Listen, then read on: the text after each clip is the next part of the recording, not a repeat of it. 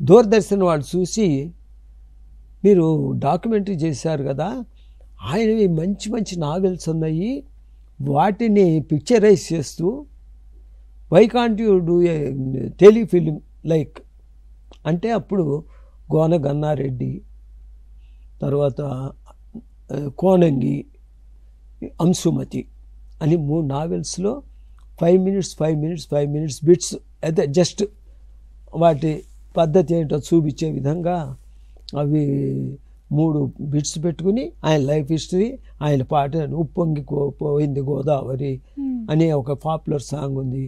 తర్వాత ఇది లేపాక్షి బసవయ్య లేచి రావయ్య అని ఒకటి సాంగ్ ఒకటి ఉంది. అలాగే ఆర్ట్ మీద సాంగ్ ఉంది. ఆయన చాలా పెద్ద ఆర్టిస్టు, ఆర్ట్ కళాకారుడు. ఆయన వాటిని హైలైట్ చేస్తే దానికి మళ్ళీ నంది అవార్డు వచ్చింది.